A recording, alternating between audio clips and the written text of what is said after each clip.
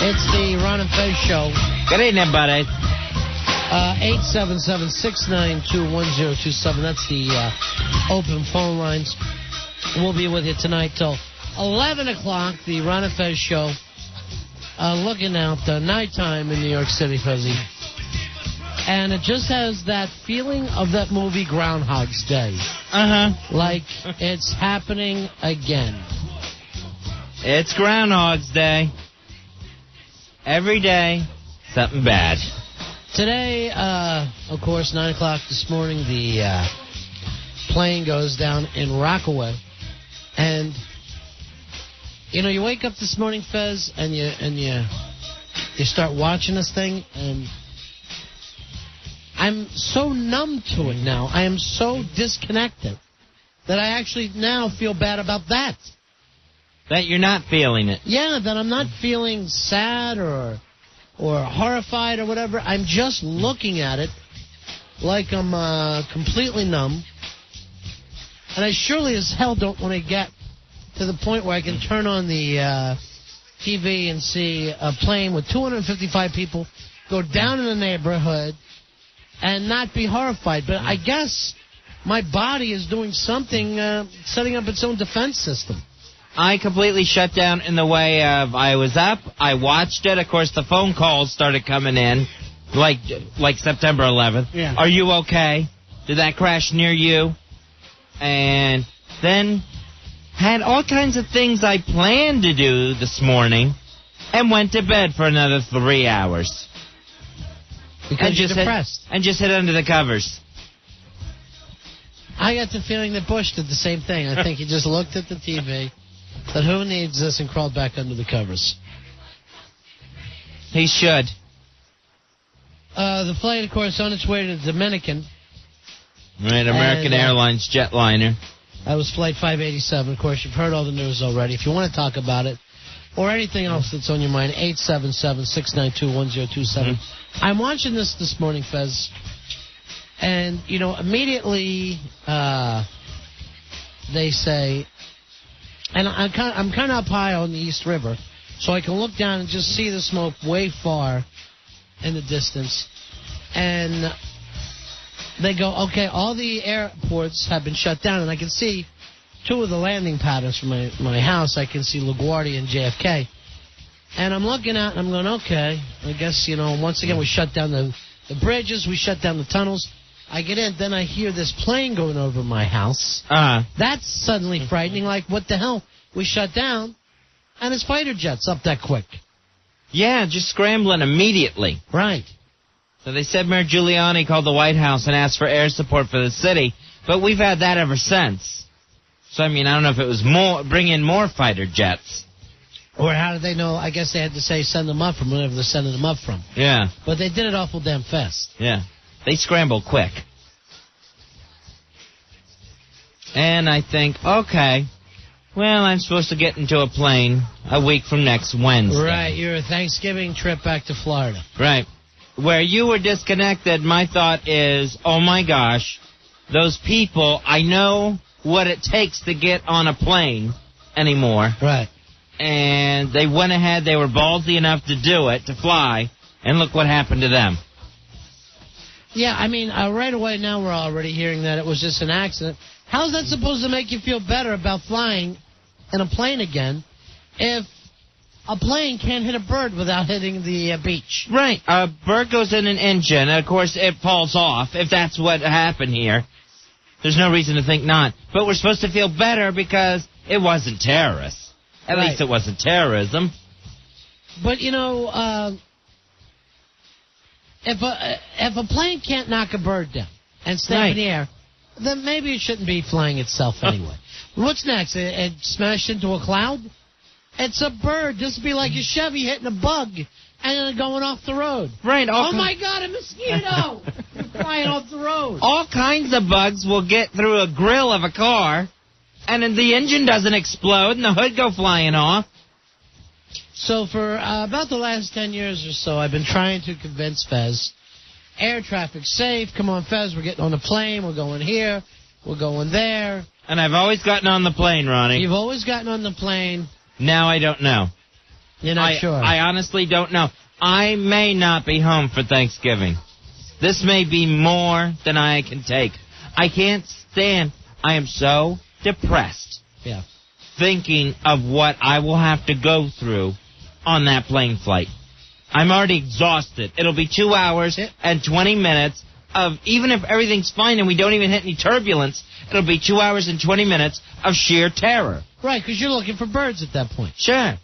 Now, you know... Birds with turbans. My mother-in-law calls yesterday, and she's flown everywhere. And this is yesterday. Uh-huh. And she's like, I'm thinking about taking a train up to see you. And I'm like, taking a train? I'm like, what year is this, honey? 1800s? And I literally said she's getting on the train for the big Notre Dame game. I don't want... Yeah, exactly. She's New Rockney. Who are you, Wild West now? But this was yesterday. And, I mean, she's flown everywhere, Fez. Yeah. So don't think that you're alone if you're afraid to fly, but... I know, but now it just feels like more than I can bear. I literally feel doomed. It's a paranoia that I picked up today. I feel absolutely doomed for myself, for the people I know, for this city, for this country, for humanity. All right, so you've given up. You've thrown in the towel. I feel like I have, completely given up. I feel like, all right, if the terrorists don't get me, the plane crashes will. If the plane crashes don't get me, the anthrax will. That all of us are just completely marked, and they're going to get us all one way or another. Now we're in the world's biggest game of dodgeball, and it's just a matter of time before we get picked off. Maybe that's a little extreme. Yeah, well, I mean, you know... But that's how I feel. I don't want to calm you down too much. I want you to feel what you feel. You know what I mean? I mean, it's ridiculous... I feel impending doom. ...that this situation should happen. It's ridiculous for any reason that we should be happy if it did turn out to be mechanical reasons. Right, that's ridiculous. Because, hey, guess what? Everybody's already freaked. Make sure the effing planes are ready. How much money did we just give American Airlines, the U.S. government? Well, that was in the millions. Everyone got millions, tens of millions. So it's tens of millions. Look the planes over with that money. Right, yeah. It's the magnifying glasses. I mean, the whole point was, and when Bush gave them that money, he didn't say, here's what I want you to do with the money. He just gave it to them. Right. And all the airlines got it. For that, keep the effing planes flying. American Airlines, you got to be kidding me. And then I think, is it just American that's being targeted because their name is American? Who knows? Yeah. All right. Well, a lot of people want to talk to us about this, Fez. So you don't know what you're doing about next week? I haven't decided. I mean, I booked the flight a while ago. Right. Because I knew, you know when Thanksgiving is, so you know you're going. Will I go through with it? Right now, I doubt it. I'm probably at 20% that I'll even get on the plane.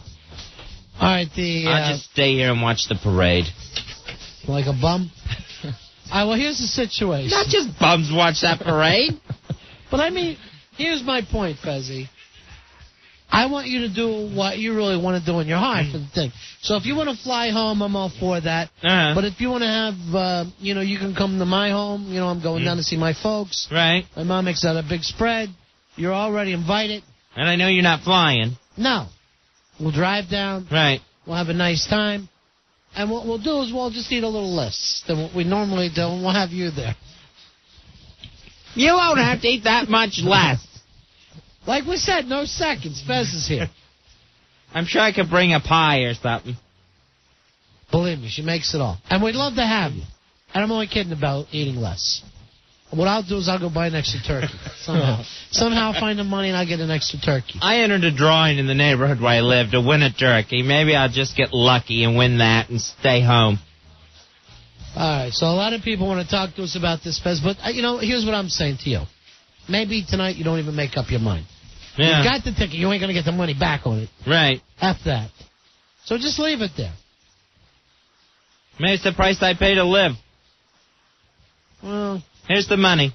What's the chances of even another plane going down? That's what I'm saying to you. Right, yeah. They got to be 1 in 5. Sure, that's 5 in a month now. So, yeah. I think the chances are pretty good that another one goes down. I think they're damn good. Is it 5 in 2 months? If you count 4 on September 11th. And I do. And you throw in this one. Yeah, 5. All right, here's Matt. Matt, you're on the Ron and Fez show. Hi, Matt. Hey, how you guys doing?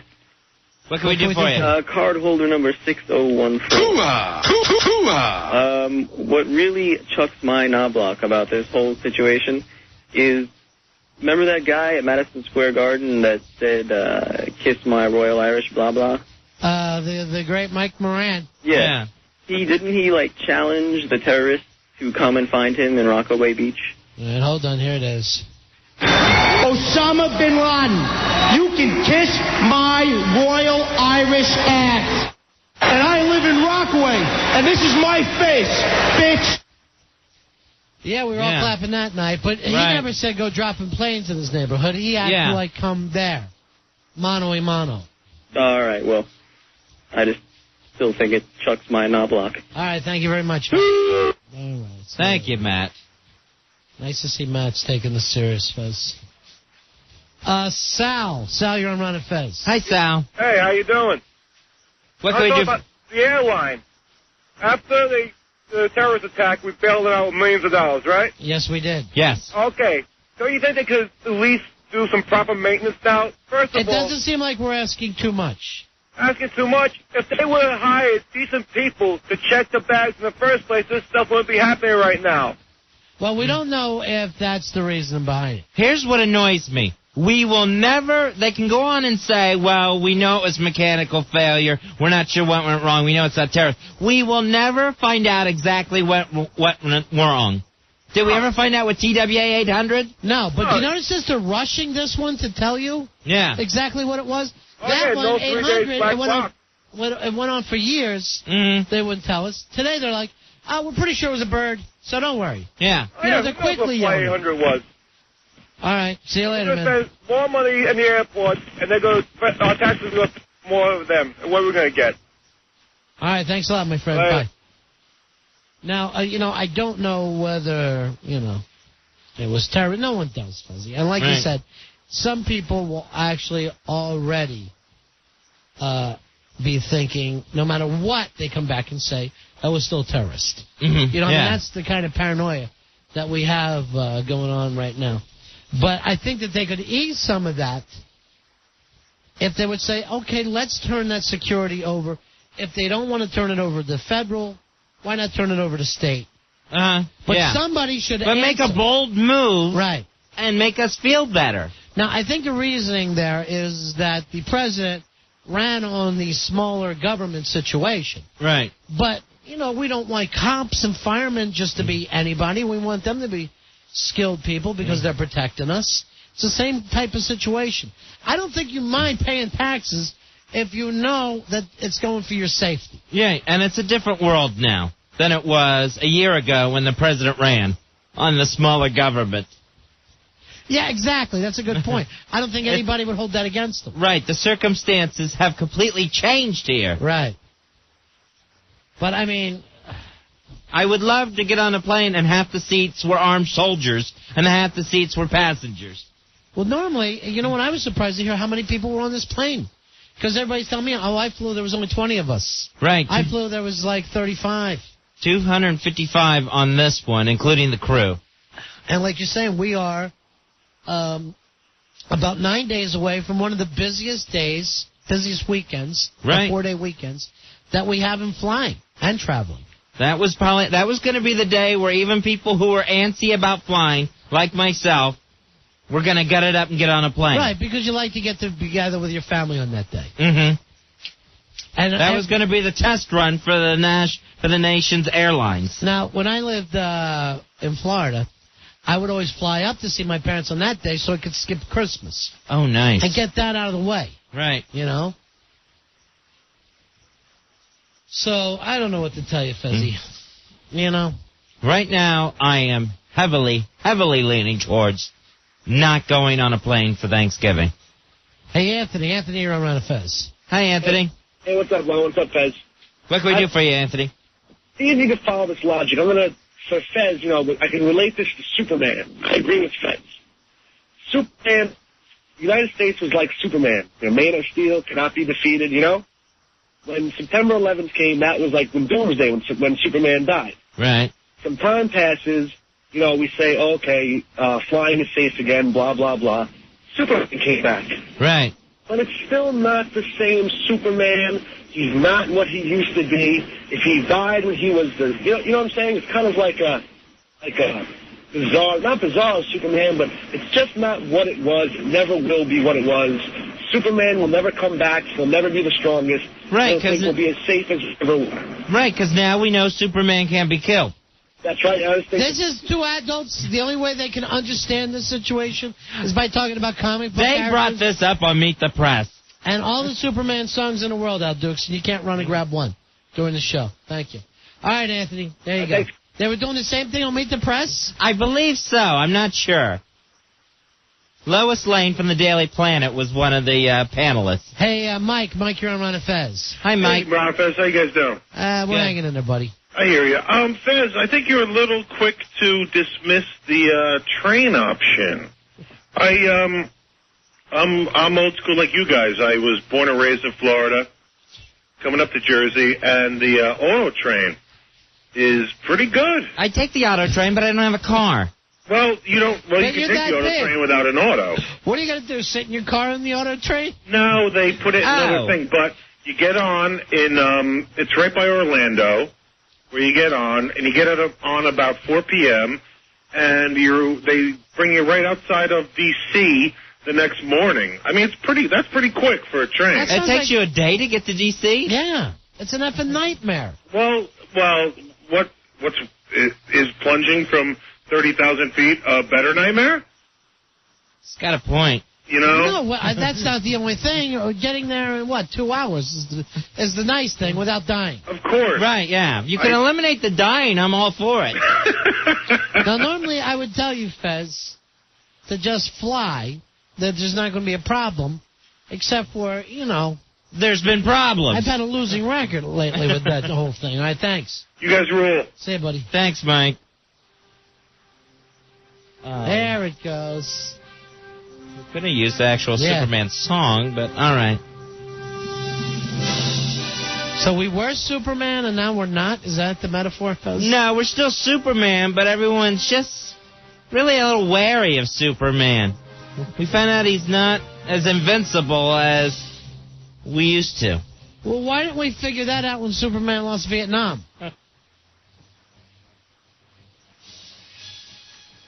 877-692-1027. Hey, Charlie. Charlie, you're on Ron and Fez. Hey, Ron and Fez. Hey, Charlie. Listen, I love a good Superman analogy as well as anybody, but couldn't you have thrown Lex Luthor in there? Yeah, right. Who's Lex Luthor right now? Bin Laden? The communist. Listen, you want to turn over security to the state of the federal government? Yeah. Have you been to DMV? What I'm trying to say is, you know what? The DMV actually works, as much as you don't like it. It does work. It works after waiting online for 2 hours. We'd all be dead by then. We have to wait 2 hours now to get on a plane. What I'm trying to say is that you have somebody other than this strange little rent-a-cops that are answered to. No one's going to feel comfortable with these people. Ever. So that was it, Charlie? You had the DMV thing and that was it? DMV and the Superman analogy. I thought I contributed. Not really. All right, Heckler writes in, said, we have a national police force for the Parks Department. Nobody has a problem with that. That's a good point. True. No one's ever driving around looking at a park ranger going, oh, big brother, watching over everything we do. Boy, this is just another government stronghold on us. Bring in some of the parks guys. Well, maybe we give it to them. It's the same guys. They're already up and running. All right, everybody's writing in that the DMV are state workers, but I'd say give it to the state or federal. I mean, if we're so afraid of a big federal government, which personally I'm not, because who are these people going to be? They're going to be your neighbors anyway, right? It's not like they're coming in from some other odd place. It's the guys in your neighborhood are going to get hired there and want those jobs if they're decent. So I don't know what we're going to do, Fuzzy. But, we can't sit by and just let these things fall out of the sky. Right. I don't know what I'm going to do about Thanksgiving. Again, back to you. You know what kills me about you, Fez? And I'm not attacking you for this. But literally, about somewhere around 250 to 300 people died today. Yet this comes back to your Thanksgiving and what you're going to eat. I'll go buy you turkey right now. I don't remember me bringing up what I was going to eat. Well, is that the only thing that you're worried about is what you're going to eat? You said, Then you say, what do I got to do? I got to go out on the street and watch the parade like a bum. I don't think I said that either. Well, what are you worried about? Flying and dying. Why don't you just stay home? Enjoy the games. You're the one who said don't make a decision tonight. Well, you're still worrying. That's why. As soon as I try to change, I try to go on to this federal parts department taking over the airports. And you're like, oh, geez, what about me? I'm starving. That's a situation. I was really trying to work on this flying problem where I didn't think about it till I was actually going to the airport. Right. Now, if I do fly, it's over a week away, and I will have the 1,000-yard stare. Yeah, thinking about flying a week before. Well over a week before I got to fly. All right, if you had to fly tonight because the airport's back open, would you go? No. Nope. I'd be looking for the auto train. That's your best chance to fly right after something happens. Joe Pooh's here tonight. It's like a chick that has a period. The best time to do it is like the day after. She won't get pregnant. He's got a good point. Think of this as a woman having a period. Never thought of a plane crash that way before. Thanks, Joe. Now my mind's completely made up. All right, Terrence. Terrence, you're on Fez. Hey, how you doing? It's Terrence here. Yeah, hi, Terrence. First-time caller. I just wanted to say that Thanksgiving traffic is actually the worst time to drive your car. Most accidents happen then. So what's that got to do with flying? Long Island are going, I saw a missile heading up that way. Sure. I go, no, you didn't. You saw something in your mind. Right, yeah. They're telling everyone, no, you're wrong. We put this together. Right. And that took forever to get any sort of word. I think they finally said it was a fuel tank explosion caused by faulty wiring. Why it doesn't happen. That's who did that, too. Right, you can't say full of S. You know that. All right. I know it's your first time on the radio, but you know you can't curse, right? Sorry, guys. All right, say it, pal. Good night. He's all upset, Fez. Yeah. So, yeah, the bird excuse came out way quick. Way quicker than they've ever done anything else. I mean, they did find the black box, but, they haven't, listened to it thoroughly yet. What's that going to tell them? A bird went in there? Yeah. Are they going to start, we heard squawking on there.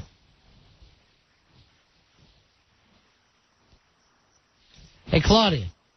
Claudia, you're on Ron Fez. Hi, Claudia. Hello. Hey, honey. How are you? What can we do for you, Claudia? Okay, well, I want to say that instead of Jane's addiction, you should talk about Mary Jane. What's your point?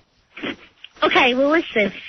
Since pot makes you feel all not nervous and everything, it's a lot better. Since when? And then you can listen to Afro Man. I've got pot right now that can make me feel like this building was crashing. This is so stupid. It's the worst. Hey, Joe. Joe, you're on Ron Fez. Hi, Joe. Hey, guys. There's only one way to boost the air travel again, and that's free Valium at the gates. Valium is too much of the shallow end of the pool for these flyers. If they're going to put air marshals on these planes, put a doctor on each one, too, that can just start injecting people with the really, really good stuff. Yeah, no kidding. I need a spike. I need a spike to make me forget about my problems. No pill's going to do it. For the ones that really can't calm down, there's Dr. Airplane. Now, this flight, Fezzy, today, they were up for 3 minutes. Yeah. 3 frickin' minutes. That's why I always time the flight. I take my stopwatch with me. What do you expect? How long before you feel like, okay, I'm all right now? I'm nervous. I got my nervousness down to the first, 20 minutes like I could calm down and start feeling like a person again. But I always started feeling safe probably about 5 minutes into it when we got to 10,000 feet and they ring that bell and the stewardesses start to get up. So when the stewardess is up, you're feeling better? Yeah. Because I always figure if anything's wrong and they've heard it from the cockpit, then, they're not going to be up and grabbing pretzels. Now, if Unless that's the, the only thing on their mind. Now, would you feel bad you looked over and the stewardess was praying or crying? Yes. Why? Why, Lord? I always try to keep my eye on the stewardesses, the flight attendants. Oh, what an awful story. Flight 587, American Airlines, heading to the Dominican. 3 minutes later, drops out of the sky, Fuzzy. Yeah. I think they said it got up to 3,000 feet. Now down is 260. 260? We're on the plane. Oh. So, just more bad news. Another day where there's nothing but horror on television to look at. You know what was weird for me was I was watching the Today Show when this thing kicked, and the guy who was on ABC, he's normally just like the little news guy. He does like a news blurb in between Good Morning America and like Regis. Oh, okay, yeah. And then he'll also tell you who Regis's guests are going to be. So he's stuck there in this major story, and at that point, we don't know whether it's terrorists. We don't know what the hell's happening. And he's just like... Frighty Fright. He literally turns into Frighty Fright. He starts going, if someone could please tell me in my ear.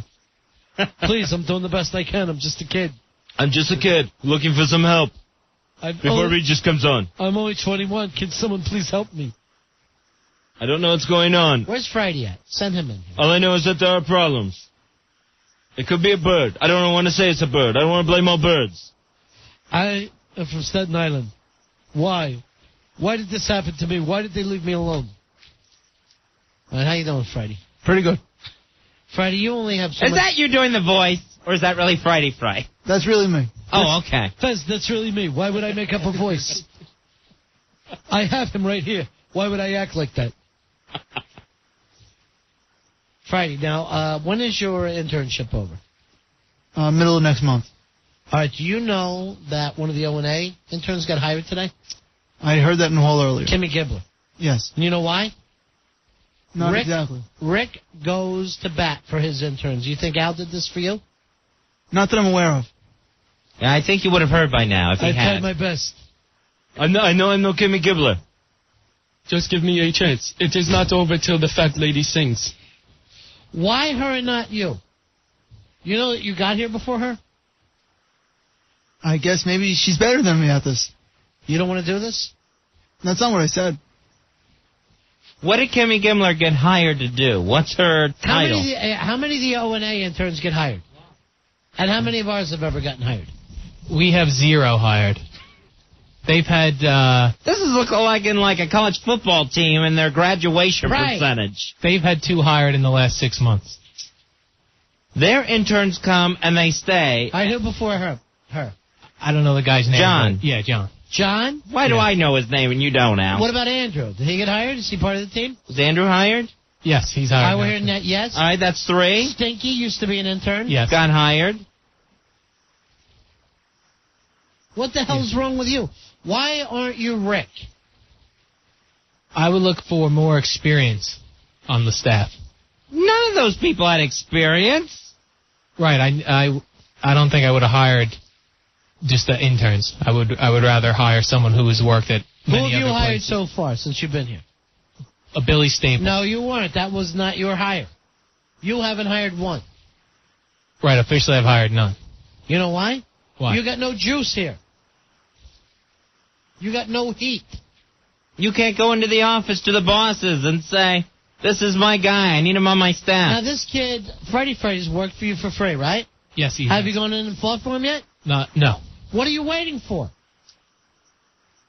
I'm not sure what I would hire him to do here. So he doesn't get hired, as far as you're concerned. Probably not.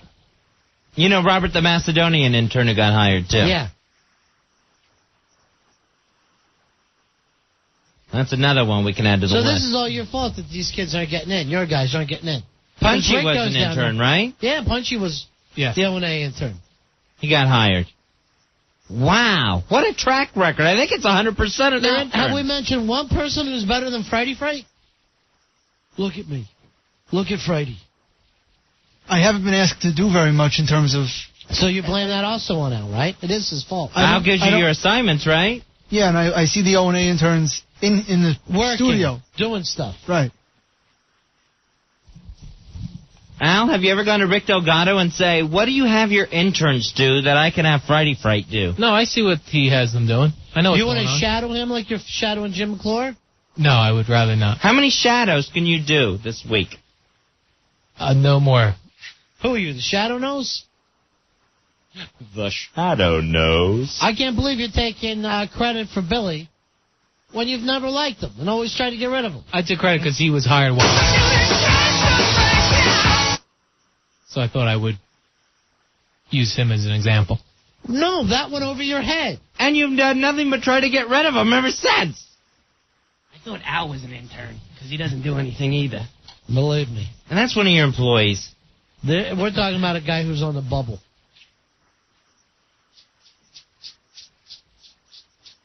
I'm amazed that they hire all their interns. I'm very surprised. Now, do they get, like Kimmy Gibbler, does she get hired and stay with the show? No, she's going to go into promotions. That's what I was wondering. Frighty Fright, you think you could do promotions, don't Right, you? that would be perfect. Absolutely. Yes. Anything to get your foot in the door and get a paycheck here? Yes. That's the point of an internship. Thank Is you. to get a connection at the place you're working Right. at. Not to leave and start over. He is right. Al, he is right and you are wrong. Not to just spend the rest of my years interning. I want to get my foot in the door, but not literally. That would hurt. You want us to slam the door on your foot? No. So you can go in there? And say, so you can limp home and tell your dad I got my foot in the door? Yeah, he would be very happy with that. Hey, did you hear Fez just turn real southern again? So you can limp home, tell your dad you got the foot in the door. You never know when it's going to pop out, but it does. No, I don't want to limp home. That's too far of a limp to Staten Island. I couldn't face my father if my foot was stuck in a door. What about you hire Jim Shorts, his other? Right. We don't really do that type of work. All right, Characters? Do you understand that you don't fight for the guy just to get on one show? He could get on any of the shows. He could get any place in the station. He would take a job anywhere, helping sales, helping promotions. You did say I do good work. Right, I really didn't Why think... lie to the kid? No, I mean, Unless you were lying. the things I have him doing, he does well for me. Like what? Like, he labels the envelopes for the big ass card. Well, that's work, yes. That's promotional Although they're work. not getting mailed out, from what I understand. Right. Oh, they are. No, they're not. I get emails every day of people bitching. We ordered new ones, and as soon as they come in, they're going to go So right they're out. not getting mailed out. That's what I just said to you. Right at this moment, they're not. They are not getting mailed out. Period. People are asking for them, and they're not receiving them. I could say, no one's getting elephants in the mail, and you could go, not yet. Oh, yes, eventually they will. Well, that's not true, Al, until it happens. Well, when the new ones come in, he'll be mailing them. Listen, Frighty Fright talks just like you. That's what's happened. You trained him too good. I think you trained me too good, Rook. What is it that you want, Frighty, out of your internship? Like I said, I want this to be the start of something. Not just to leave. Where and do you go to a see yourself different- in 5 years? I hope working at a place for a paycheck. Not for college credits. What would be your in dream? 1 year. Right, in you 1 have year. to have a dream job. Yeah, what's your dream job? If you could have any job in radio, I guess, in 5 years, what would it be? I guess host of a show. Frighty Fright and his amazing Jim Shorts. cast of characters. Right. What shift? This one. This one will be fine. You Yes. see yourself replacing Ron and Fez. Black Earl's in the studio. Earl, come on over here. How many of the people working in promotions now are former interns? In promotions now? Two. Two? Rob and, The big Macedonian. And now Kimmy Gibbler. I don't know if we hired her yet. Yeah, Yeah, you didn't hear? Yeah. What, she's officially hired? Yes. Uh-huh. Oh, cool. Wow, you're last man on the deal, huh, Earl? Wow. Yeah, So that's 3 now. I was including Ethel. Well, if you count me, I'm 4. I was an intern in '89. There you go. And he's been here ever since. Yeah. All right, he interned for 20 years, and he's been here for 20. All right, Frighty Fright sees I've himself. only been here for 12. Frighty Fright sees himself doing sports, right? I think that would be most appropriate, yes. All right, now Here's an appropriate sports break. Because you know sports. You hear the Sports Guy show? Yes, I do. You think that would be a perfect tie-in for you? Yes. Since you love sports so much and you're a double major gym teacher? That's correct. Maybe we got to hook them up with those guys. Lord knows they got a lot of dead water around them in that show. Yeah, I never really thought to move him to the You other never shows. really thought. Why, Al? You've never thought of Frighty Fright. I just wasn't sure what he would do for them either. Sports. He would do sports for them. He would do sports on a sports show with the sports guys. It's easy math. Why don't help out these kids? I'll see if maybe I can talk to somebody at that Now, show. I don't want you to talk for him. Because you talk just like him. Because your thing is going to be, you don't want this kid, do you? If Ron and Fez asked me, just act like I talked to you about this kid. Is that what you're saying? I wouldn't do that, no. Yes, you would. Because you feel a threat from this Frighty Fright. You don't want him in the company. Because then he comes gunning for your job. You hear the footsteps. You feel the breath on the back of your neck. You're feeling the winds of change, my friend. You don't have to deal with that, do you? The broken winds of change. All right, why don't we do this? Tonight, Friday, we'll have you do, what do they call their minute sports bet? Oh, the Mad Minute. All right, do we have one of those anywhere around here in the station? I'll see if I can find one. So we can show Frighty Fright what it's all about? Yeah. And it's a variety of different sports reporters doing the Mad Minute. He could be one of them. So there's no reason why Frighty Fright, if he's good, couldn't get into the rotation. What is wrong with helping people? I just didn't think about it. And yet, You've got I one want you to look intern. at this kid's face. What am I supposed to tell my internship coordinator when I go back to school? That you got some experience. Experience at what? And just looking at, seeing how the shows are done. And then you go... And then I left. Here. He doesn't get to do as much as the O&A does. Right. Because Rick is not afraid of the interns. He's got them doing actual work. And if they get out of line, he jerks a knot in their ass and gets them back in the line. You, on the other hand, you're like, I don't want Frighty Fright to go in there. He doesn't know what to do. Instead of telling him what to do so he can get some real experience. Albert J. Dukes, why have you forsaken me? Frighty Fright, what's your dad say about this whole internship for you? He's not crazy about this in general. He wants me to be a teacher, and that's how he looks at it. Oh, he has a one-track mind. But if you went home from this internship and say, listen, I've interned, I really applied myself, and they want to hire me, that would really change his tune, wouldn't it?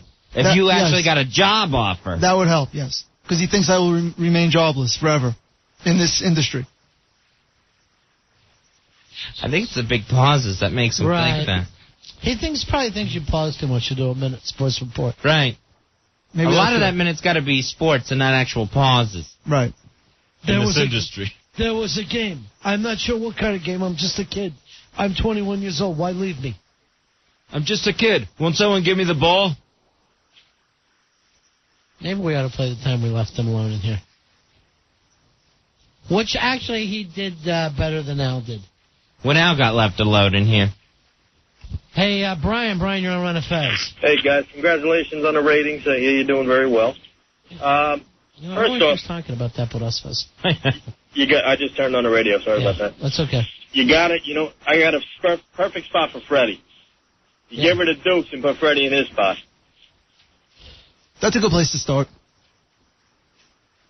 Are you just being funny now, Freddie? No. You honestly think you can do his job? Duke sounds like he has completely no idea what to do with anybody. All right, see you later, Ryan. It's true. Well, you know, I think back now, all the O&A interns have gotten hired here. They're now employees getting paychecks. And I'm thinking back at Al Dukes' track record, and I'm thinking of the people, the talent this company missed out on. Puddin'. Right. Hippie in a hockey shirt. Who was great. The no-name intern. I don't remember him. Yeah, I can't remember his name. Hippie in a hockey shirt was great. And he was a hustler, too. Who else is intern for? Hippie in a hockey shirt actually could do production. Yeah.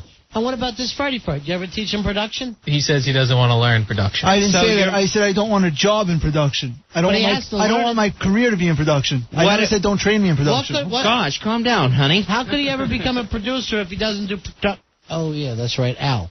Oh, yeah. But what, Frighty Fright, what if the only job offer was in production? I would be willing to start there. And then I will be a teacher if I fail. That's correct. I can't tell who's who. It's amazing. It's amazing how everyone can sound like me. I guess my voice is a dime a dozen. Al, I don't know how you can look at this kid. Well, I wouldn't think that anyone interning at a station in New York City would expect to be hired. Why? Six did on the show before us. Which is very surprising. When this company hires anyone who just happens to walk through the door. It's not surprising. That is the way it works now. I thought he would have to go into a smaller market and work his way up. He lives in this one. Here's Cigar Dan. He already has a problem with Al, too. Hey, Cigar Dan, you're on the air. How you doing, buddy? Hi, Cigar Dan. How you doing? Hey. What can we do for you tonight, Biggin? No, just, I don't think Al really wants to hire anybody. Uh-huh. I think he just wants to be in charge of everything completely. But he's in charge of nothing. Well, it's just embarrassing when the other shows have a 100% graduation rate, and we have zero. We have a zero. We have a zero. Now, one of our interns got the proper training to move on to a paying gig here. I'll tell you this. I know some of the people who were working on the radio show got hired here. Uh-huh. You can go through that whole list. All their interns were getting hired. Yeah. Everybody but ours, and because you won't help these kids. Because they're just left in the woods by themselves. I do not like the woods. It is dark, and there are angry animals there. All right, Cigar Dan, I know you tried to get hired here. What exactly happened? What was your experience with Al? Well, just a little talking in general. What do you want to do? What do you like about the radio? You said that to him. What do you like about the radio? Probably that volume knob is my favorite. It really when it lets goes you up to listen. 11. All right, so that's all he did with you? Was it an actual interview? I wouldn't call it a formal interview, but it was like a little interview. Did you ever meet with him, or was it over the phone? No, I met with Al and I met with Craig, and I got the same story. But also, they don't want to hire somebody with no experience and put in the time and effort to train, which is what I would be willing to do. I'll learn production, whatever. It's embarrassing. I know everyone's willing, and we can't ever get anyone onto the payroll. We can't give anyone that big step. We've never even had the interns. O&A run 2 full-time interns at all time during their show. We got Frighty Fright on Fridays and Mondays. Yeah, that's it. Al, do you think that's why he's not getting hired? Because he hasn't put in the commitment of a full-week internship? Well, I think the more you're here, the more people see you. And then if other departments were looking for people, maybe they would come asking about. Did you ever tell the kid that? Well, when I spoke to him early on before he started, he said those were the only 2 days he could do it. So you seem to miss a lot of days too, Frighty Fright. I have school the other 3 days. Yeah, you're wasting. But I mean, even the 2 days that you do come in a week, you seem to miss a lot of them. How many has he missed, Al? I think 3. He had. Then fail him in his internship. I mean, that's over a week. That's a week and a half of his internship is missing. That's true because of. Do you have to make that up? I could if you want me to. I meant for your advisor. No, at they don't. school. They don't really care. They don't care. No, what do they care? At this point, I'll see the kid. I'm sorry to tell you. Yeah. That's sad. I'm sorry to hear it. You know, there's the guy that you had to please, and apparently you didn't please him, right? That's true. Why? Even Dumpy was an intern. But he did give me a B though. Which You was gave him a B? better than most people around here. On the air that day, a long time ago. Oh, that was a joke? That was a joke. No, it was when you first Well, started. it's not a form that we had to fill out. Hey, Chris, you're on Ron and Fez. You're half a retard. Friday. Hey, what's going on, Ron and Fez? Yeah. Hi, Chris. How you doing, guys? I need that head check of when I got a B. Listen, I tried to apply for an internship over 2 months ago. I'm a graduating student at Rutgers, and I talked to Al. I sent him my resume, did everything he said. He hasn't emailed me back since. Aw. Nothing. Guy does nothing for the show. Why Hasn't talked to me. not? This kid we'd like to have. I told you I want an intern every night. What's wrong with Chris? Maybe I could set up an interview with him. Not maybe. You didn't do it. He's got to call the show. You're telling me I've got no one when I go where our interns. And we're losing Frighty Fright in what? 4 weeks? About 4 weeks. If he comes back Friday, he's out of his mind.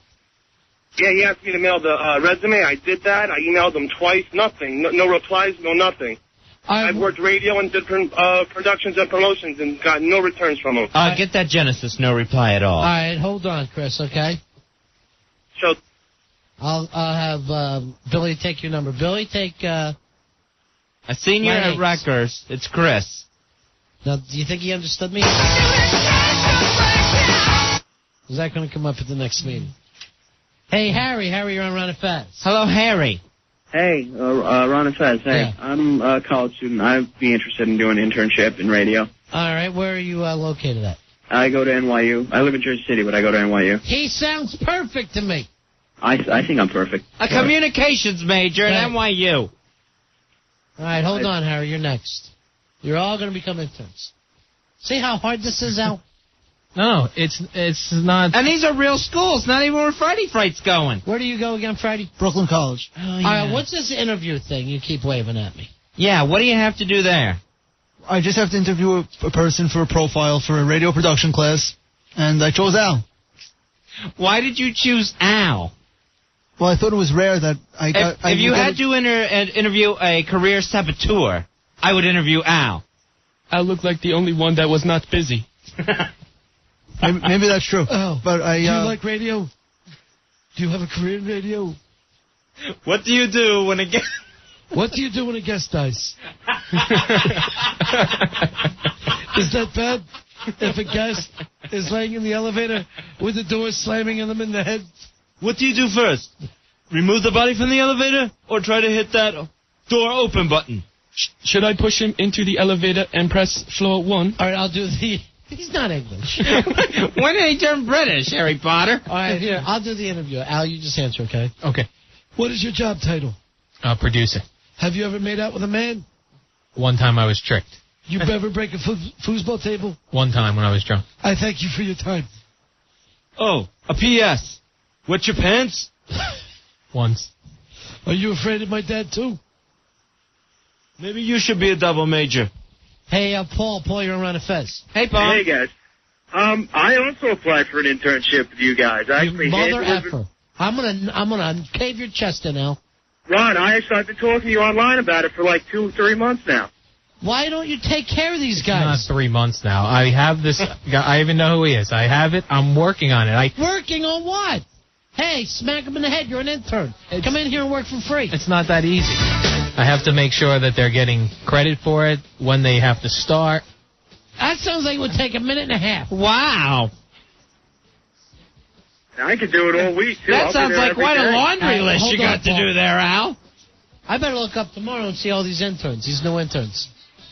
And they can't start also in the middle of a semester like they're in. They have to start in the...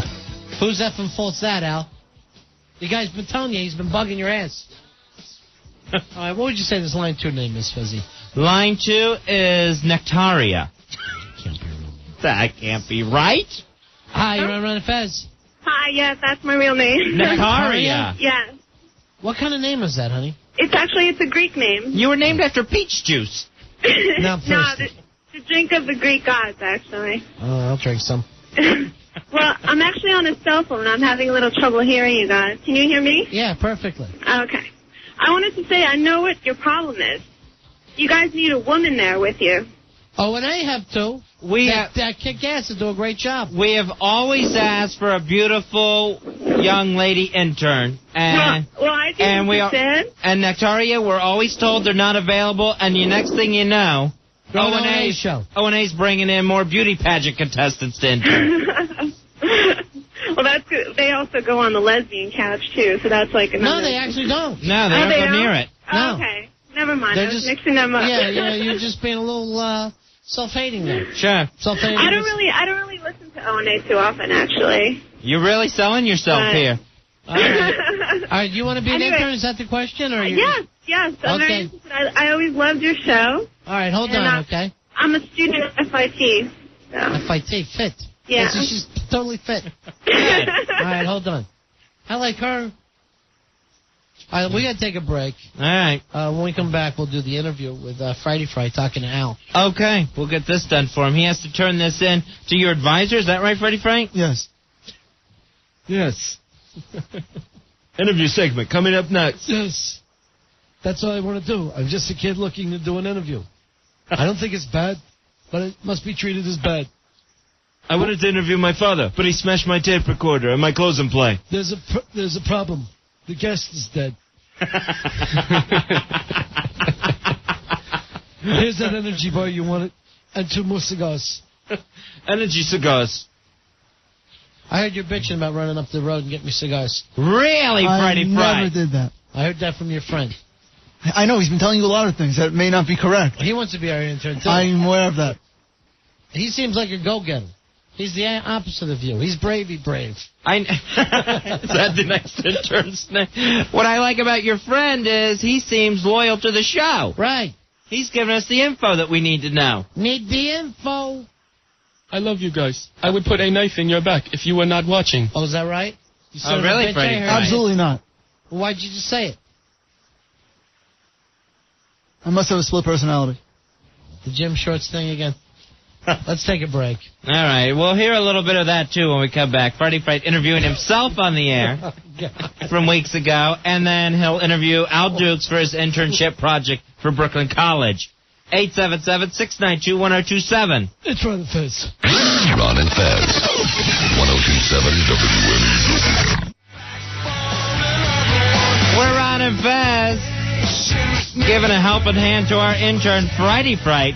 He has to do an interview for his internship. He has to interview someone in radio. He has selected the ever-captivating, fabulous Al Dukes. I thought we'd let them do this on the air, Fezzy, although it may just blow up in our face. Right. But at least we're not talking about the sadness of today for a little while. Sure. Now, if you want to taste Frighty Fright's interview style, here is when Frighty Fright was left on the air alone, I guess a couple weeks ago. He was trying to introduce his new character, Jim Shorts, and decided to interview himself on the air. Yeah, well, you're not doing very well.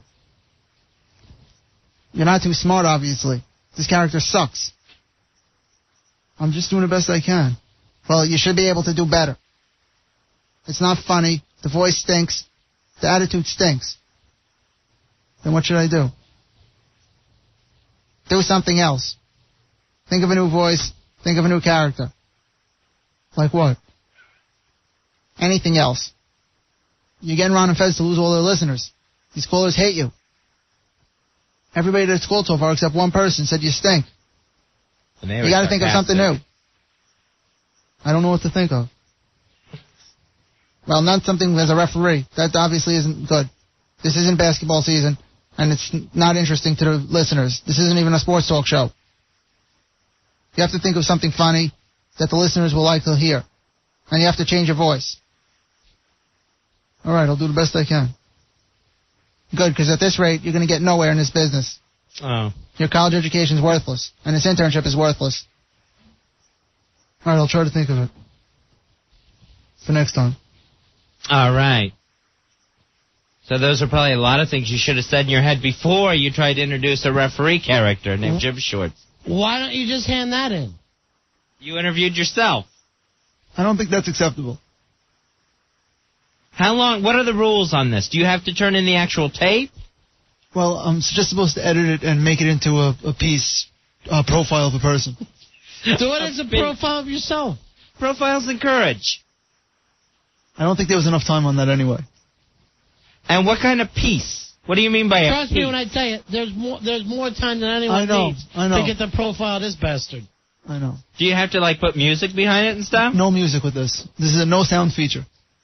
Including voices? No, just voices. That's going to be a blank tape. Just voices. All right, does this have to be a certain length? Just 4 minutes or more. 4 minutes or more? Oh, my God. Wow. That sounds painful. And then you have to... Now, here's the thing. You're not interested in production, but you have to take this and edit it. That's correct. That's production. They're teaching it at Brooklyn College. Yes. They know the value of it. Yeah, it's a radio production class. I thought you were not interested in that. I'm willing to learn it. I just don't want that as a career. Okay, here we go. All right. Let's just let these guys go. Okay. We won't play any music. Al, how did you start in the radio business?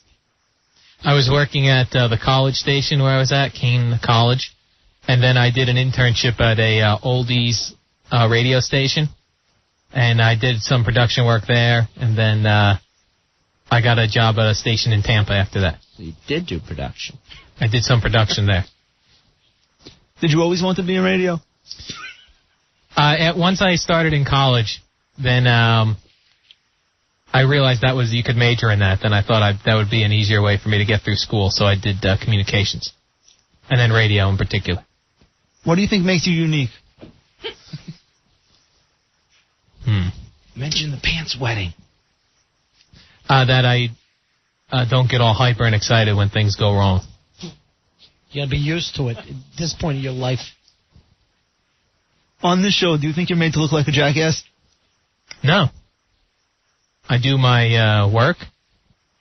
I mean, sometimes people might have fun with it, but the callers that get upset, they really don't know what goes into it. So. Oh God! You stink. It sounds like he is interviewing himself. Would you like to be on the air more or full time? No, I prefer the behind the scenes work. Way behind the scenes. I don't think I could come up with a lot of material to talk about to do the time. Go through a day in your life. Just with the job, or a working day? A working day? No, go through a Sunday. Yeah, a whole day. Nice Saturday at the mall for yourself. Okay, I'll get up in the morning. I check my emails just to make sure nothing crazy has gone on, or turn on the TV to see like something today. Because the president will email you. Like the thing that happened today, it's good to know that early on. Then I'll come in and I'll check the emails from the listeners that they send, and also from the office. Then I'll look to see what other people have come up with that we're going to talk about on the show tonight. See what type of music or production we can pull for that. Then we do the show, and then afterwards, clean everything up and go through the emails again. It's a lot of going through the emails. That's where a lot of... It's a lot of delete all, isn't it? I see this on the instant feedback. If Helen Keller were alive, she would be putting a hammer to her radio right now. So I do that sort of thing. Do you feel you get along with everyone? Yes, I do. Try that again. You're talking silly. I'm sorry. I know. You know what are you going to make? I apologize. What is making you giggle? I just find the answers a little bit funny. Like he's an idiot. They're real. No, I didn't say that. Do you feel that you get along with everyone here? Yes, I do. Okay. Do you have problems getting people to hear or see your things your way? No. You don't have trouble getting people to hear and see things your way? No. How about feel things your way? I think I do a pretty good job of that. Why do you think people call you dull? Why do they? Maybe because, they think my voice is monotonous, but I don't understand that part, because I don't get all excited when I'm talking. Because on the message board, a lot of people think you are dull. Right. They compare you to me. I don't know why that would be. How much longer is this, Friday? A few more questions. Do you like the type of program you're with now? Yes, I do. Please. He hates us. Do you have any special philosophies? Well, I was never big on guests. Shave your head and wet your pants. Seems to work. Other than that, that's really my philosophy. Thanks, Gandhi. Why no guests? Because I think it's boring. I tune into the show to hear Ron and Fez. Not to hear who, Well, why are you two running like this then? But other popular shows do have guests. Like Opie and Anthony have a lot of guests. Right. And the listeners are tuning in to hear them.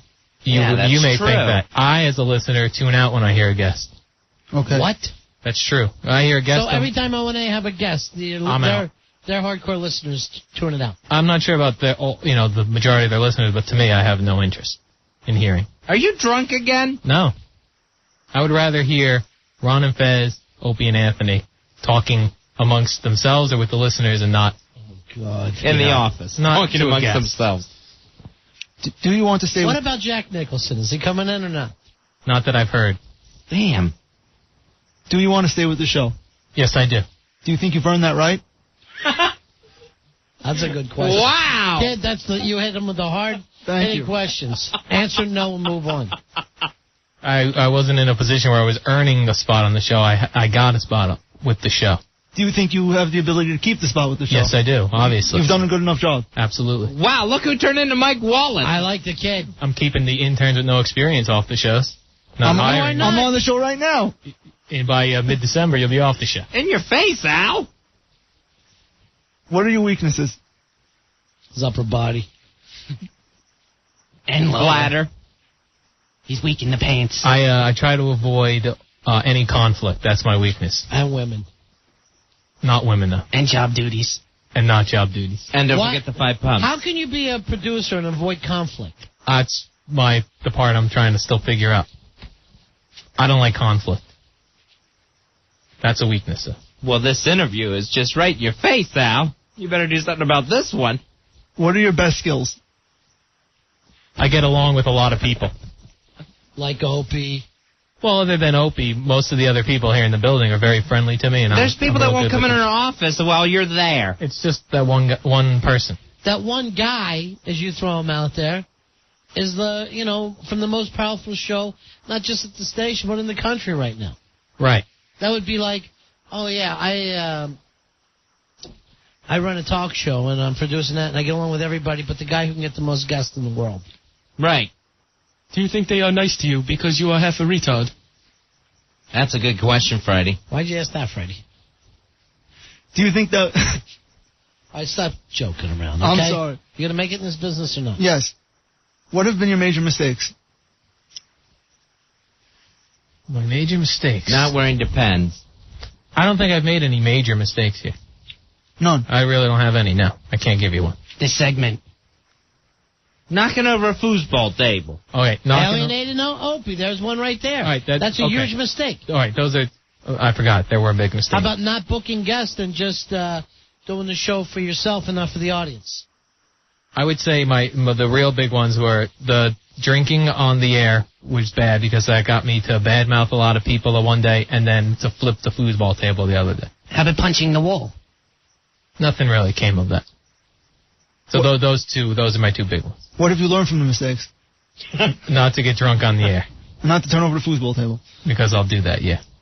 How did you feel about kissing gay Randy at work? Whoa. I felt that was a big setup. And I wouldn't think the people I work with would do that to me, but you all watched. So you're all guilty. And laughed and pointed. And all, yes. We weren't guilty. You were into it. I was not into it. Any guy who's drunk gets blindfolded and starts making out.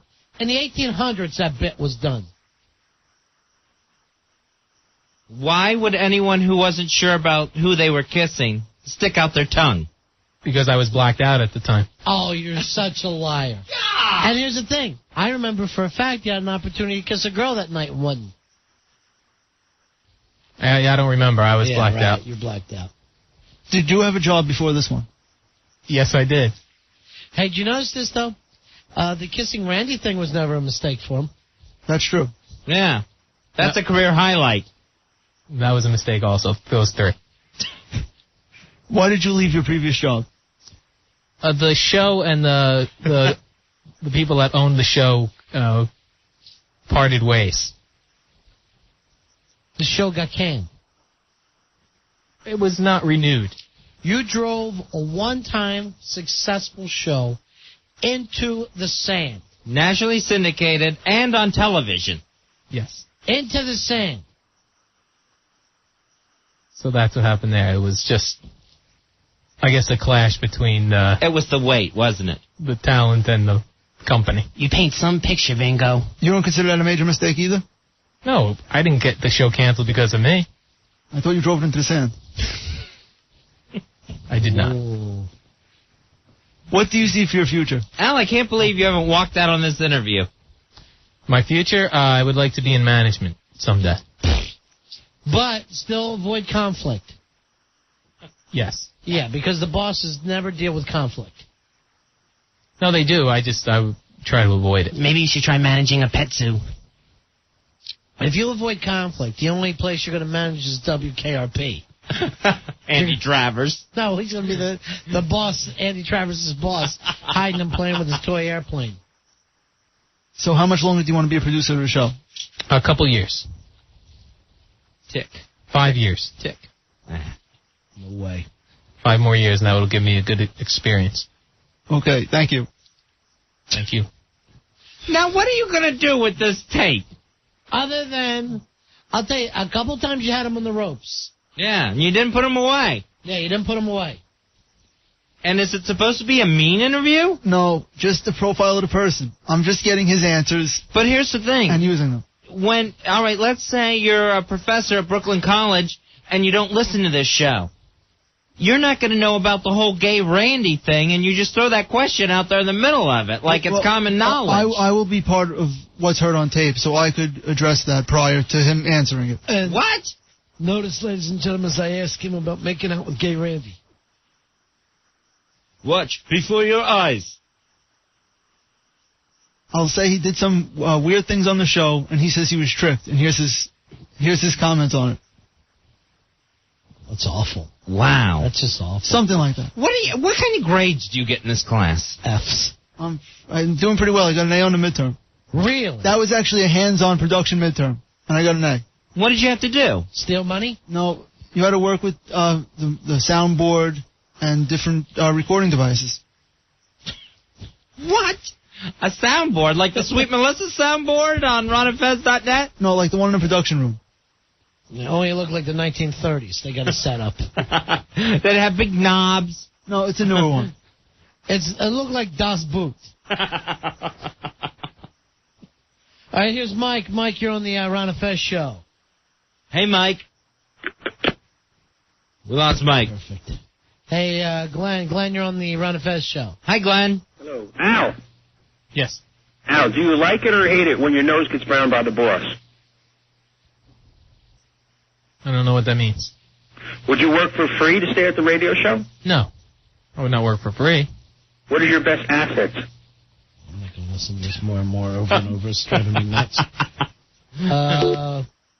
Let's go, Ralph. Ralph, you're on Ron and Fez. Hi, Ralph.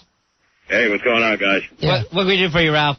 Oh, my God. Let me tell you, I listen to you guys every night while I'm doing work at home. Yeah. And right now I'm sitting on my couch contemplating whether I should dive on my samurai sword or disembowel myself over the radio. You got a samurai sword?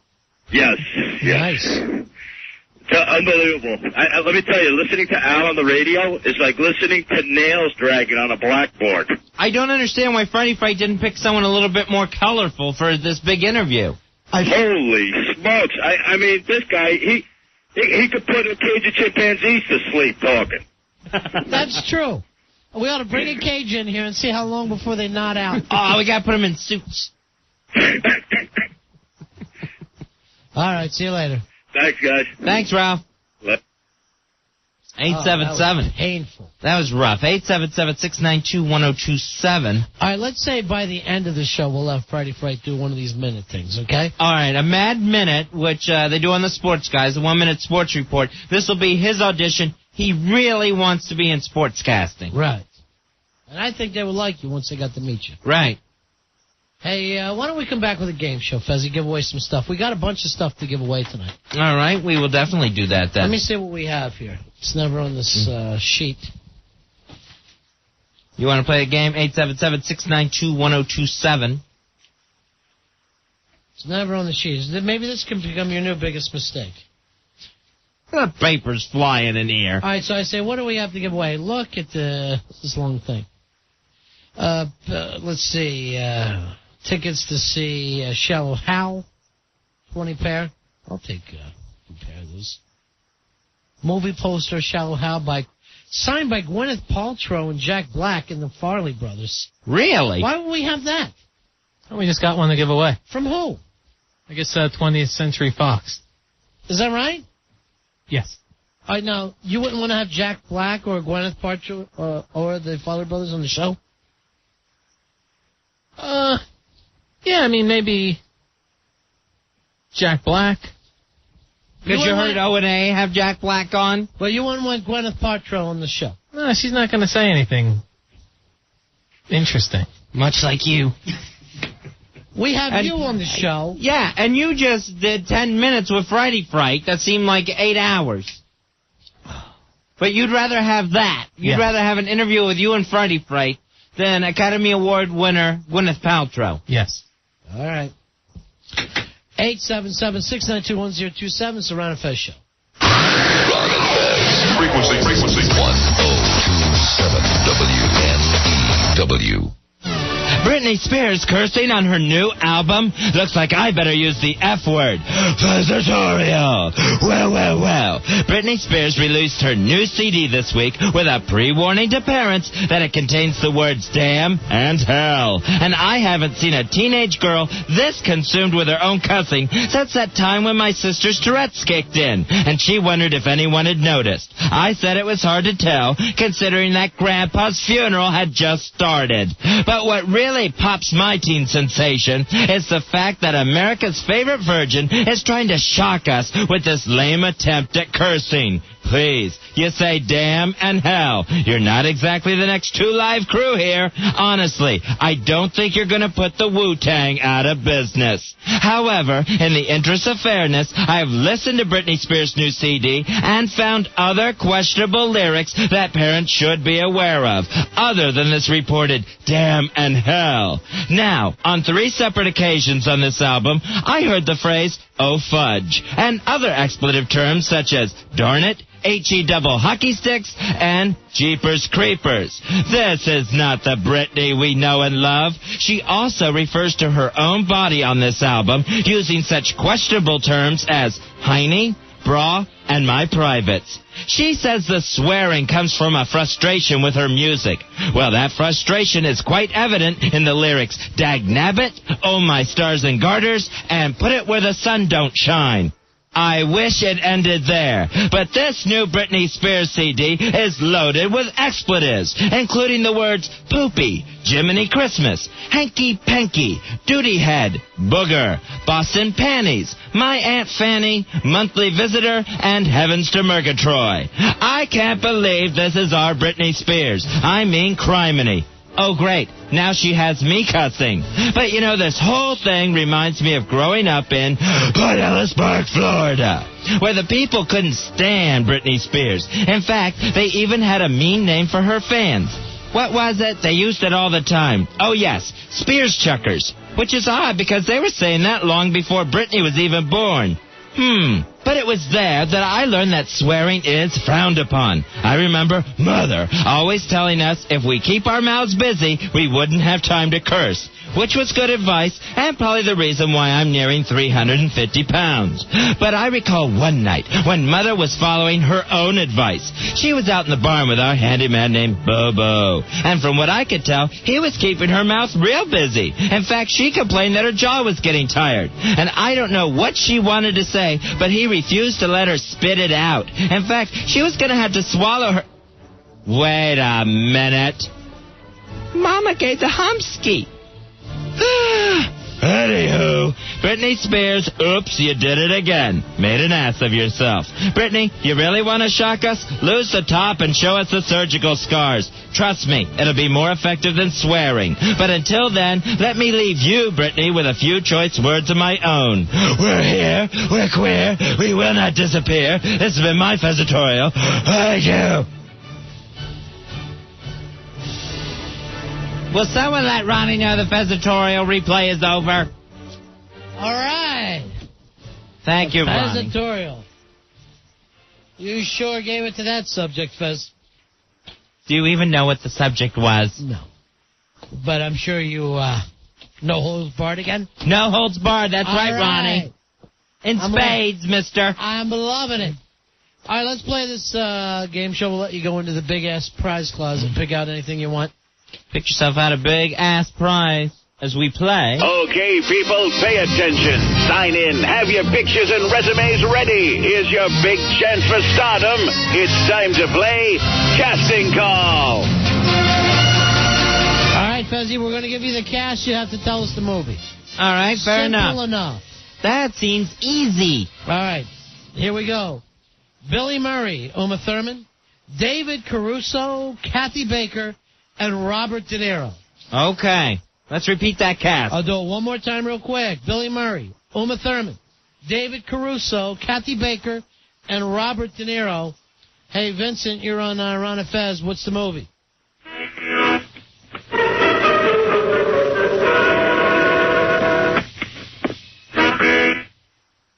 understand. Hey, Walt, you're on Ron and Fez. What's the movie? God. All right, nice try. It is not Gaga. Nice try. You came awful close. Brian, what's the movie? Not a clue. Not a clue is not the movie. Sorry. Not a winner on Casting Call. Sorry. Billy Murray, Uma Thurman, David Caruso, Kathy Baker, and Bobby De Niro.